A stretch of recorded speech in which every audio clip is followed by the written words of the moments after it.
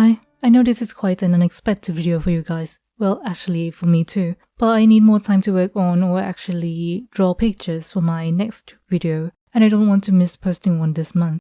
Many of you have complimented my drawings and I appreciate that so much. I hope this video could inspire you, or these could be some examples if you are questioning how to come up with ideas for your artwork. The thing is that I'm trying to kind of experiment and improve my drawings since I don't feel very content lately. It's not like I have an art block, it's more like I am having an existential crisis of sorts. By the way, please note that I'm not an expert, I just have my ideas and I just want to share these ideas with other people. Also, I hope that looking back at inspirations for my favorite art pieces would help me as well. If you create art in any form, please feel free to share what inspires you or how you develop your pieces. Your insights might inspire me or other people who are struggling with their work.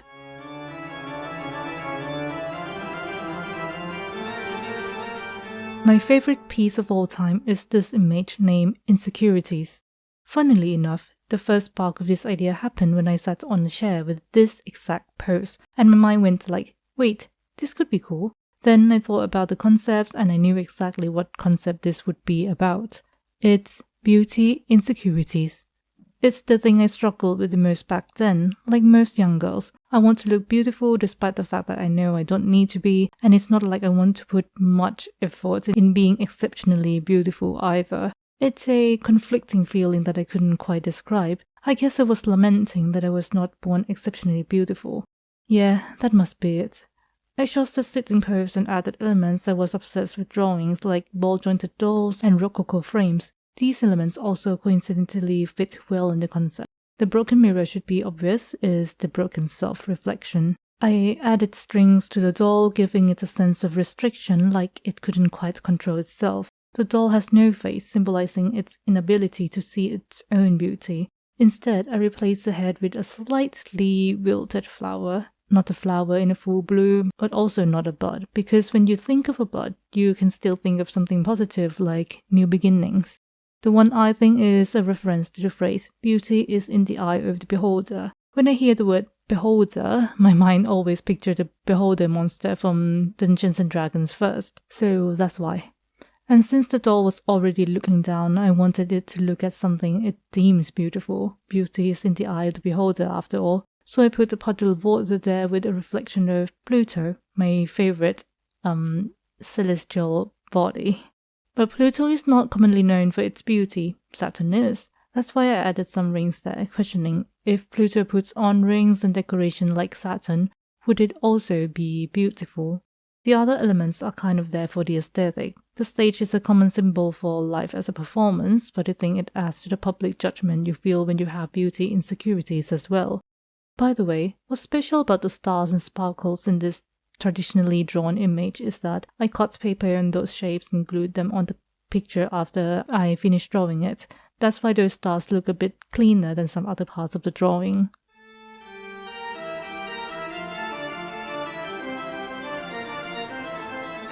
I named this image The Disease. After I finish this one, I feel like people might think that this image has a deeper meaning than just a vampire taking pills. But actually, this is just literally an image of a vampire taking pills. Or rather, vomiting pills, whatever. Okay, explanation. At that time, I've been listening to myths and facts about vampires quite extensively, and I noticed a lot of vampires' myth origins are associated with diseases like porphyria, catalepsy, tuberculosis, and rabies. If you want more explanation of the diseases I mentioned, here you go. Porphyria is also called the vampire disease. It is a rare disorder that causes pain in the abdomen, back, arms, and legs. Some symptoms that could lead to vampire folklore include sunlight sensitivity to the point of feeling burning pain, irritation, and swelling. Sulfur content of garlic can worsen the symptoms. Moreover, people with porphyria could also have reddish-brown pigments in their bones and teeth. For catalepsy, it is said that in the past, many people suffering from catalepsy were prematurely buried due to a lack of medical knowledge. If these people later regain consciousness, they, no doubt, would have attempted to escape their grave, which might contribute to the dead body that continues to live myth. The tuberculosis one was connected to the 19th century New England vampire panic. In short, they believed that people with tuberculosis were vampires, and that these people would rise at night and drain the life force of their living relatives, so the body were ritually burnt in order to stop the spread. The last one that fueled vampire legends is rabies. The disease spreads through animal bites such as those from dogs and bats. Typical symptoms of rabies include aggression, extreme sensitivity to light and water or other stimuli, hallucination, muscle spasm, which lead to difficulty in swallowing food and water or even vomiting blood. Dr. Juan Gomez Alonso, a Spanish neurologist, also added a theory mentioning that, similar to vampires in media, people with rabies suffer from insomnia and might wander around at night. And he also mentioned that these people would often have increased sex drives. I'm pretty sure pills are not only a cure for these diseases, or even the cure at all, but that was just my impulsive thought and I did indulge into it. I also drew another vampire-related picture during that time. I have not named this one yet, even though I think it's been years already. It represents how vampires have been modified by all sorts of media all the time. And that's how we remember vampires as seductive undead aristocrats instead of lowly bloodthirsty monsters it used to be. If you have any name ideas for this image, you can of course suggest your ideas to me. That would be a great help.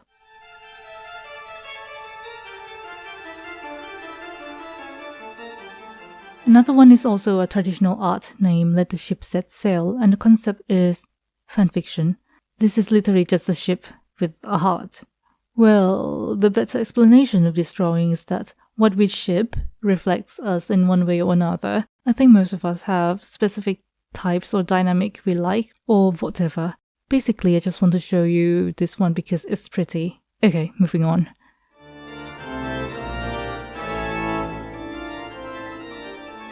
Alright, a digital art. I named this one Hunger for Happiness. Her description goes, the chocolates are so shiny, alas I can't have any of them. The main concept is that she wants to eat chocolate, which represents happiness in this image. As many of you already know, eating chocolates make our brain release endorphins and serotonin, or the so-called happy hormones. However, her mouth was stitched and shut, so she cannot taste any of them. Even if she forces herself to eat them, her stomach is hollow, and she cannot digest that substance. Likewise, she can force them in her stomach, but then again, she won't taste any of it anyway.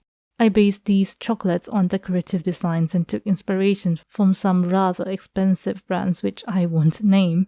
I didn't choose to reference premium chocolates just because they look pretty. The reason is that to her, even normal chocolate should feel like a luxury.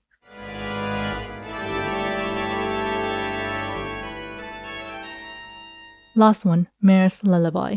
I drew this one for my personal playlist of the same name. As the name suggests, this playlist includes lullabies or slow atmospheric songs I could fall asleep to, which are mostly with creepy undertones or darker lyrics. Examples are Bayu Bayushki, Tili Tili Bom, La Llorona, Bullet's Lullaby, At a Distance, and The Hanging Tree. I wrote quite a detailed explanation of this image on my Instagram. At that time it had been a while last I created something like this, and I'm glad I did.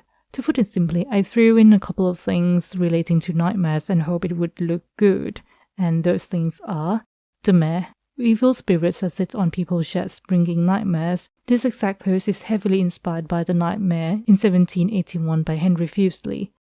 Old Hag is a creature that is said to sit on people's chests bringing sleep paralysis. Some references based on Melinoi, goddess of spirits and nightmares, and the references are spirits, crescent moon, and quince. Epialis, personification of nightmares in Greek mythology, often described to be bird or serpent. The flowers in this image are Iris nightmare, aulos, ancient Greek flute used by Euterpe, muse of lyric poetry. I drew it there to reference that this image is for a playlist.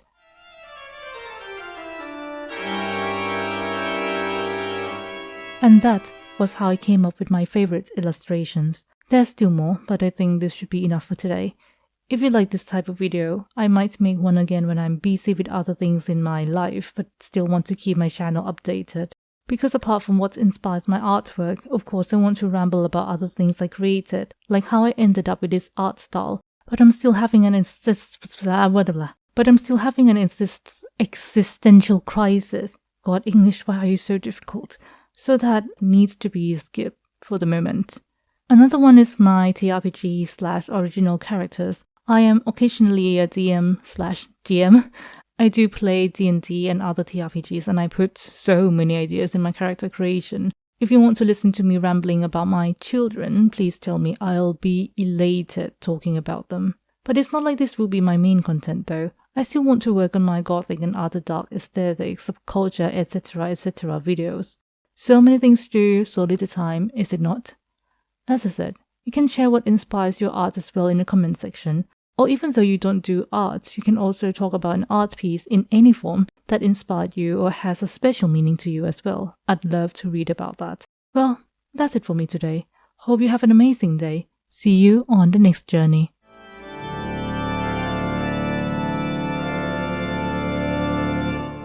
I just finished creating the thumbnail before recording this video and I don't know how you feel about it, but I swear I love it so much.